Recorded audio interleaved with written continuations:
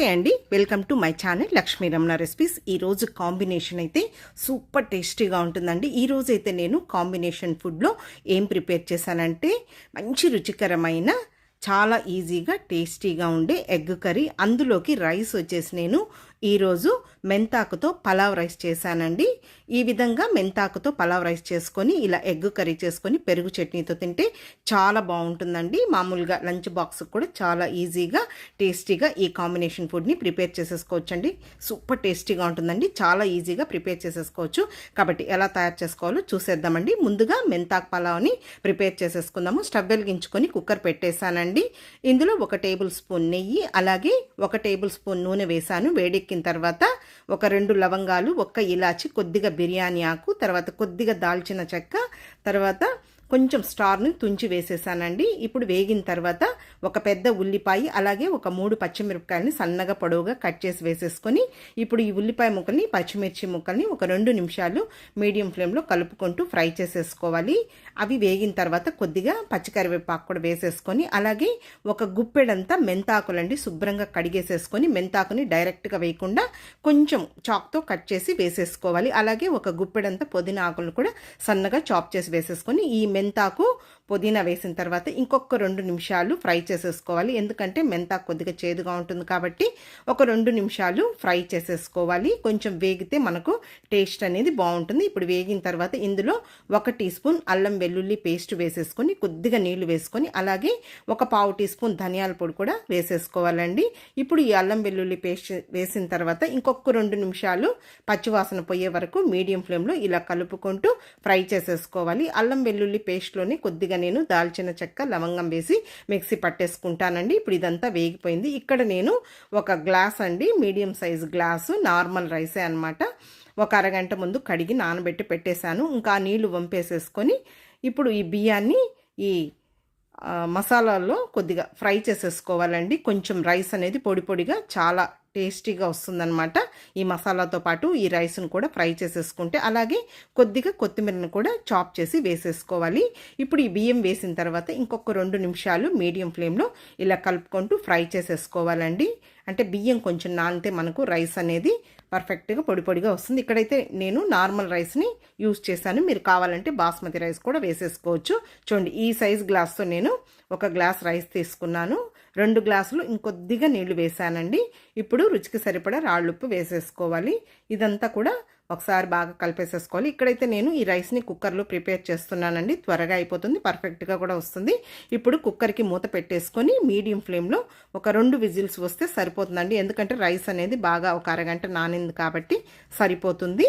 ఇప్పుడు ఇది విజిల్స్ వచ్చే లోపల మనం ఎగ్ కర్రీని ప్రిపేర్ చేసేసుకుందామండి. అది ఇంకొక పొయ్యి పైన పెట్టేశాను.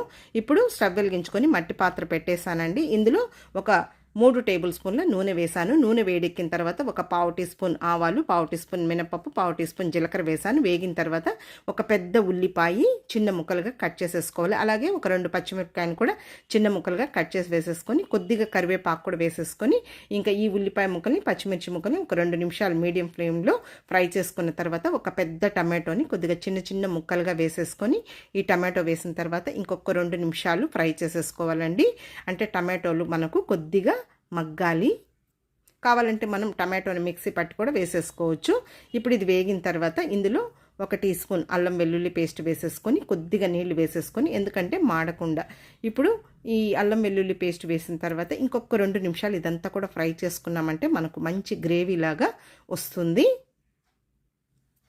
చూడండి, ఇప్పుడు ఇదంతా వేగిపోయింది. ఇందులో ఒక 1/2 టీ స్పూన్ పసుపు పొడి, అలాగే 1 టేబుల్ స్పూన్ కారం పొడి, 1 టేబుల్ స్పూన్ ధనియాల పొడి వేసేసుకొని కొద్దిగా నీళ్లు వేసేసుకోవాలండి. ఎందుకంటే మనం ఈ కారం పొడి ఇవన్నీ వేసాం కదా, మాడిపోకుండా.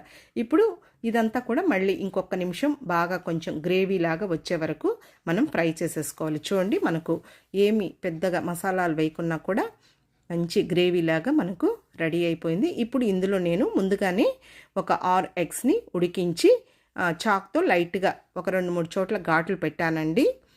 ఇప్పుడు ఎగ్స్ని వేసేసుకోవాలి. ఇక్కడైతే నేను ఒక 6 ఎగ్స్ని వేసానండి. ఎగ్స్ వేసిన తర్వాత ఈ మసాలాతో పాటు ఇంకొక 2 నిమిషాలు ఇదంతా కూడా ఫ్రై చేసేసుకోవాలి.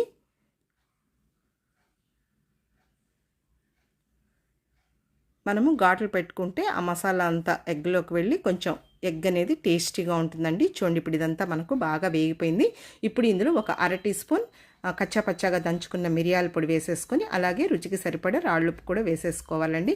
ఆల్రెడీ నేను ఎగ్స్ ఉడికించేటప్పుడు కొద్దిగా ఉప్పు వేసి ఉడికించాను. ఇప్పుడు కొద్దిగా నీళ్లు వేసేసుకొని చూడండి ఇదంతా కూడా కొంచెం 1 నిమిషం ఇదంతా కూడా ఫ్రై చేసేసుకోవాలి. చూడండి ఇప్పుడు ఇదంతా కూడా బాగా గ్రేవీలాగా వచ్చేసింది. ఇప్పుడు ఇందులో ఒక చిన్న టీ గ్లాస్ నీళ్ళు వేసేసుకుంటే సరిపోతుందండి. మరి నీళ్ళగా ఉన్నా కూడా బాగుండదు. మీకు కొద్దిగా పలుచుగా కావాలంటే ఇంకొంచెం నీళ్లు ఎక్స్ట్రా వేసుకున్నా సరిపోతుందండి. ఇప్పుడు ఇందులో కొద్దిగా కొత్తిమీరని సన్నగా చాప్ చేసి వేసేసుకోవాలి. అంతే అండి, చాలా సింపుల్గా మనం ఈ విధంగా ఎగ్ కర్రీని ప్రిపేర్ చేసేసుకోవచ్చు. ఇప్పుడు మూత పెట్టేసుకొని మీడియం ఫ్లేమ్లో ఒక 5 నిమిషాలు ఉడికించుకున్నామంటే చూడండి మనకు కర్రీ అనేది రెడీ అయిపోయింది. ఈ మాత్రం ఉంటే సరిపోతుందండి. మళ్ళీ చల్లారిన తర్వాత కూడా మనకు ఈ గ్రేవీ అనేది కొద్దిగా చిక్కబడుతుంది. ఇప్పుడు ఇంకొద్దిగా కొత్తిమీరను వేసేసాను, స్టవ్ ఆఫ్ చేసేసాను. అంతే, ఎగ్ కర్రీ రెడీ అయిపోయింది. ఈ లోపల రైస్ కూడా రెడీ అయిపోయిందండి. ఒక 2 విజిల్స్ వచ్చిన తర్వాత ప్రెజర్ అంతా పోయిన తర్వాత తీసి చూస్తే చూడండి మనకు రైస్ అనేది పర్ఫెక్ట్గా రెడీ అయిపోయింది. మామూలుగా మనం బగారా రైస్ చేస్తూ ఉంటామండి, కానీ మీరు మెంతాకుతో ఈ విధంగా బగారా రైస్ టైప్లోనే కొంచెం మెంతాకుతో పలావ్ చేసుకుంటే టేస్ట్ అనేది చాలా బాగుంటుందండి. మనకు మెంతాకు చాలా రుచిగా ఉంటుంది, ఆరోగ్యానికి కూడా చాలా మంచిదండి. కాబట్టి మీరు ఈసారి ఈ విధంగా మెంతాకుతో పలావ్ చేసి ఈ విధంగా ఎగ్ కర్రీ కాంబినేషన్తో తిని చూడండి, చాలా బాగుంటుంది. ఇంకా ఇక్కడ ఎగ్ కర్రీ చేశాను కదా అండి, చికెన్ కర్రీతో కానీ లేదు మటన్ కర్రీతో కూడా చాలా బాగుంటుంది. ఇప్పుడు ఈ 2 రెసిపీస్ రెడీ అయిపోయాయి. ఇప్పుడు నేను ఒక ప్లేట్ పెట్టేశానండి, అలాగే ఒక చిన్న కప్పు పెట్టేశాను. ఇంకా ఎగ్ కర్రీ వేసేసాను, తర్వాత మెంతాకు పలావ్ రైస్ని పెట్టేస్తున్నానండి. ఇప్పుడు ఇందులోకి కాంబినేషన్గా కొంచెం పెరుగు చట్నీతో తింటే సూపర్ టేస్టీగా ఉంటుందండి. ఈ విధంగా మీరు ఎగ్ కర్రీ చేసి మెంతాకు పలావు అలాగే పెరుగు చట్నీ కాంబినేషన్తో ఒకసారి తిని చూడండి. లంచ్ బాక్స్ కూడా చాలా బాగుంటుంది.